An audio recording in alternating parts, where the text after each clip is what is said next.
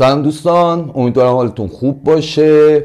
امروز تاریخ 4 فروردین سال 1404 هستش. اولین ویدیو یوتیوب خودم رو دارم ضبط میکنم. امیدوارم روزی که برمیگردم و این ویدیو رو دوباره میبینم موفقیت های زیادی رو به دست آورده باشم. در حقیقت هدف اصلی از ضبط این ویدیو همینه که دوباره تو اون روز موفقیت برگردم، این ویدیو رو ببینم و به دوستان جدید که میخوان تو این کار فعالیت کنن و شروع کنن پیشنهاد کنم که بیان و این ویدیو رو ببینن. زیاد وقتتون رو نمیگیرم.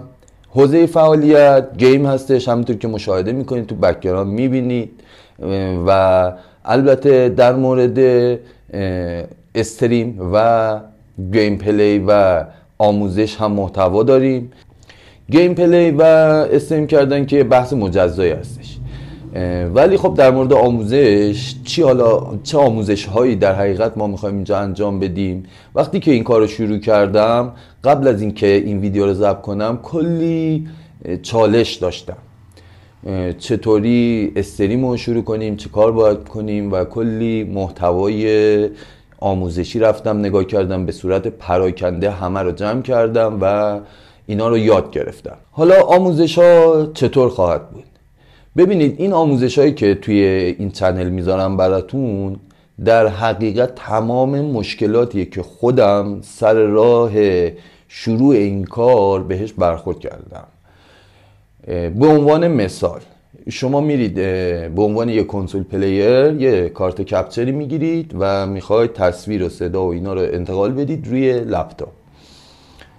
یه مشکلی که برای من پیش اومد این بود که وقتی که این کارت کپچر رو گرفتم و وصل کردم به سیستم و تجهیزات خودم، دیدم که خب وصل نمیشه، تصویر نمی اومد و مشکل داشت. و توی آموزش های ایرانی هم که کلی جستجو کرده بودم، کسی اشاره نکرده بود که مشکل چیه. حتی من تا اینجا پیش رفتم که فکر میکردم کارت کپچری که خریدم و از برند خوبی هم خریده بودم، خب کارت کپچر خرابه و اینو اصلا نمیتونستم خودم هم باور کنم که این مارک مثلا این برند بیاد یه کارت کپچری به ما تحویل بده که واقعا خراب باشه یا مثلا مشکلی داشته باشه.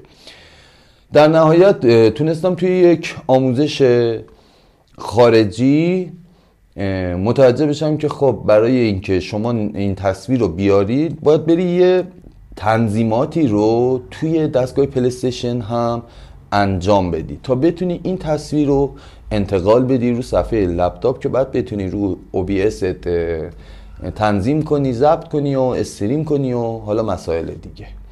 در کل هر مشکلی که توی این مسیر برای من پیش اومده باشه رو اینجا آموزشاشو میذارم و در نهایت اگه هر سوالی هم توی این حوزه داشته باشید میتونید پیام بدید، هم از صفحه یوتیوب و هم از صفحه اینستاگرام و کانالی که توی تلگرام ایجاد کردم. همه رو نگاه میکنم و سعی میکنم که خیلی زود جواب بدم و مشکلاتتون رو حل کنیم.